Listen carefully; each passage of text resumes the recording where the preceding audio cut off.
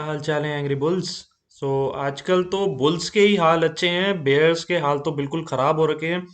Because market इतनी तेजी से मूव कर रही है ऊपर कि ना ही बेयर्स को निकलने का मौका मिल रहा है, और जो फ्रेश बुल्स एंटर करना चाह रहे हैं उनको बुल्स को भी एंटर करने का मौका नहीं मिल रहा है। तो अब तो ऐसा सिस्टम हो गया है कि मार्केट ऑलमोस्ट हमारी फॉरेन इन्वेस्टर्स के कंट्रोल में आ चुकी है। वही लोग रेगुलर बेसिस पे बाइंग कर रहे हैं। उनका तो हिसाब सिंपल रहता है, जो लेवल दिखा वहां पे बाय करना शुरू। Same is the case with selling, जहां उनको दिखता है आंख बंद करी और माल बेचना शुरू। तो अब एफआईज की रेगुलर बेसिस पे बहुत ज़्यादा बाइंग हो रही है।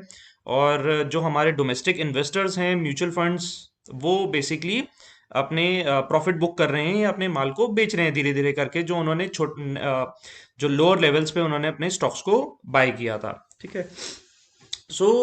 आज हम डिस्कस करेंगे सबसे पहले एयरटेल के बारे में। एयरटेल फाइनली चल गया। बहुत लोग पूछ रहे थे भाई एयरटेल चल नहीं रहा है, वहीं का वहीं खड़ा है। तो फाइनली आज एयरटेल करीबन 2.5% मूव दे दिया उसने। और अब हम मेजरली डिस्कस करेंगे कि एक्सपायरी व्यू क्या हो सकता है। ठीक है। कल बेसिकली वीकली एक्सपायरी है निफ्टी और बैंक निफ्टी की। और हम एक व्यू निकालते हैं कि अब एक्चुअली क्या हो रहा है, क्या फर्दर अपसाइड है और डाउनसाइड कहाँ दिखती है। एग्जैक्टली बेसिकली क्या मूव आ सकता है कल की एक्सपायरी में। आपको याद होगा कि हमने डिस्कस किया था दैट मेरे को निफ्टी का 13,660 से 13,690 ऑड लेवल्स का एक अपसाइड दिख रहा है। और वहां पे मुझे लगता है कि एक बारी व्यू क्लियर हो जाएगा जाकर के। बट आज पॉसिबली हम लोग बिल्कुल अगेन लाइफ टाइम हाई पे बंद हुए हैं। कोई रिवर्सल सिग्नल अभी तक नहीं दिख रहा। बट यस अगेन मुझे अभी भी अगर मैं टेक्निकल पॉइंट ऑफ व्यू से देखूं तो मार्केट मेरे को हैवी लग रही है। फाइन। तो अभी हम मेजरली जो डिस्कस करने वाले हैं वो एक्सपायरी व्यू क्या होगा। तो अभी शॉर्ट टर्म व्यू छोड़ देंगे कि यार कहाँ से गिरेगी, क्या होगा, कहाँ पे रेजिस्टेंस मिलेगा। फिलहाल वो सबको साइड रखते हुए एक्सपायरी के ऊपर फोकस करते हैं। ठीक है। तो सबसे पहले हम देखते हैं निफ्टी में एक्सपायरी कहाँ पे दिख रही है। ओके। सो इंट्राडे व्यू निकालने के लिए मैंने एक छोटे टाइम फ्रेम पे चार्ट खोला है निफ्टी का। और यहाँ पर एक ट्रेंड लाइन का एक स्मॉलर टाइम फ्रेम पे व्यू निकाला है कि अब किस तरीके से मूव मिल सकता है। तो अगर हम यहाँ पे नोटिस करेंगे तो बेसिकली यहाँ पे पोजीशन स्क्वीज हो रही है, एक हायर लेवल से करते करते पोजीशन को स्क्वीज हो रही है। और फर्दर मूव कहाँ पे मिल सकता है। ठीक है। सो आप देखो कि यहां से हमने ट्रेंड लाइन को स्टार्ट करा, एक रेजिस्टेंस, दूसरा रेजिस्टेंस, तीसरा रेजिस्टेंस। पॉसिबली चांसेस हैं कि हमें इस एरिया में जाकर के एक रेजिस्टेंस मिल सकता है। ठीक है। सो अगर कहीं पे एक पर्टिकुलर जोन में यहाँ पर आता है तो हम यहाँ पे शॉर्टिंग अपॉर्चुनिटीज देख सकते हैं। यानी एक्सपेक्टेड मूव हो सकता है कि हमें कुछ इस तरीके से मिले या यहाँ से फिर बाउंस कर जाए। बट अगर यहाँ पर आने के बाद एक बार आप शॉर्ट करते हैं तो यहाँ पर आपको बुक कर लेना चाहिए। लेट से ये आ जाता है हमारा 13,597 ऑड लेवल स्पॉट लेवल्स पे।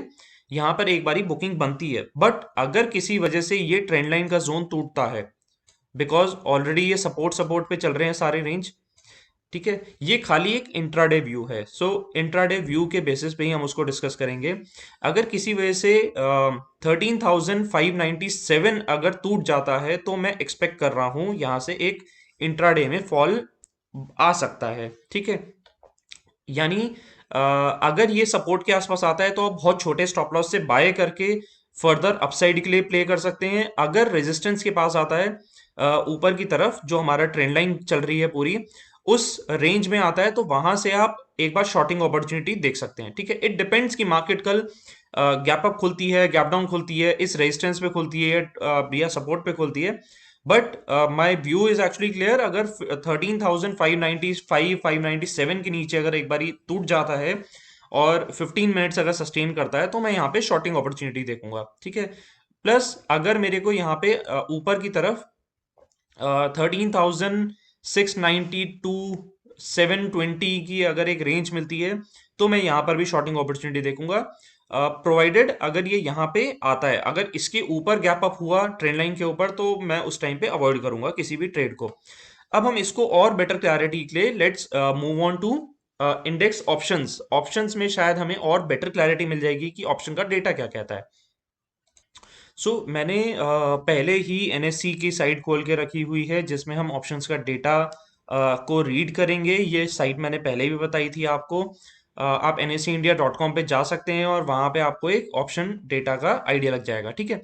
तो अभी जो हमारा करंट स्पॉट प्राइस है, इट इज अराउंड 13,682.70। तो हम जो भी ऊपर की रेंज है वो लेंगे, यानी 13,700 का रेंज लेंगे इसमें, ठीक है। अब हम यहाँ पे देखते हैं कि कहाँ पे एक्चुअली जो सपोर्ट जोन आ रहा है, जो रेजिस्टेंस जोन आ रहा है, वो हमें इससे बहुत सारी चीजें क्लियर हो जाएंगी। 13,750 के आसपास राइटर्स थोड़े से एक्टिव हैं, 24 लाख ऑप्शन पे, और 13,800 पर भी कुछ 44 लैक्स अप्रोक्सीमेटली राइटर्स जो हैं एक्टिव हैं। यानी ये जो है एक स्ट्रॉन्ग रेजिस्टेंस है जो कोशिश करेगा कि इतनी तेजी से ना टूटे, ठीक है। और सिमिलरली अगर मैं नीचे की तरफ देखता हूं तो 13,600 पे कुछ 43 लैक्स अप्रोक्सीमेटली राइटर्स एक्टिव हैं, और अगर थोड़ा सा नीचे चले जाएं तो स्ट्रॉन्ग बेस बनता है 13,500 पे। इसमें अब जो देखने वाली चीज है वो ये है कि यहाँ पे 13,700 पे 34 लैक्स अप्रोक्सीमेटली जो राइटर्स हैं वो एक्टिव हैं, कंपैरेटिवली टू 13,700 पे जो पुट राइटर्स हैं वो थोड़े से कंपैरेटिवली कम एक्टिव हैं। यानी 13,700 जो है बहुत स्ट्रॉन्ग रेजिस्टेंस है कल की एक्सपायरी के लिए, प्रोवाइडेड अगर वो 13,750 के पास जाता है और वहां पर एक वॉल्यूम आती है तो ही वहां पे शॉर्ट कवरिंग के चांसेस हैं। अदरवाइज लगता है कि एक बारी वहां से जो बुल्स को प्रेशर मिल सकता है 13, ठीक है। अदरवाइज जो हमने यहाँ पे डिस्कस करा, अगर यहाँ पे एक अपसाइड मिलती है and to be on more safe side, मतलब मैं पर्सनली प्रेफर करूंगा कि जो 13,600 की पुट है उसको लिया जाए। अभी जो इसका करंट प्राइस चल रहा है वो 22 रुपए के आसपास चल रहा है। ऑब्वियसली अगर हम कल फ्लैट भी खोलते हैं तो इसमें 2-3 रुपए का प्रीमियम ऑटोमेटिकली चले जाएगा। अगर ये पुट कहीं 9 से 10 रुपए पे मिलती है तो मैं प्रेफर करूंगा इसको लेट से जीरो या जैकपॉट होने के लिए, ठीक है। जाएगा तो जेब से 9 रुपए जाएगा पर लॉट, ठीक है। और अगर आता है तो प्रॉब्ली इसमें जैकपॉट लगने के चांसेस हो सकते हैं, ठीक है। This is just a personal view. अगर मुझे ऐसा कुछ मिलता है तो ही मैं उसमें प्रेफरेबली ट्रेड करने का सोचूंगा, और अगर मेरे रेट पर आएगा तो, अदरवाइज जाने देंगे। कोई जबरदस्ती नहीं है कि ट्रेड उसमें लेना ही लेना है, राइट। तो ये बेसिकली एक मेरा एक्सपायरी व्यू है निफ्टी को लेकर के। Next let's come on to Bank Nifty, ठीक है। बैंक निफ्टी में भी अगर मैं 15 मिनट्स का चार्ट खोलता हूँ, आज कंपैरेटिवली जो बैंक निफ्टी है वो थोड़ी सी स्टेबल थी निफ्टी के कंपैरेटिवली, बिकॉज आप देखो कि निफ्टी करीबन 114-115 पॉइंट ऊपर थी और बैंक निफ्टी खाली 7 पॉइंट ऊपर जाकर के बंद हुई है। हो सकता है कि बैंक निफ्टी में भी एक प्रेशर मिले। वो कैसे? अब जैसे मैंने इसमें 15 मिनट का चार्ट खोला है, ठीक है।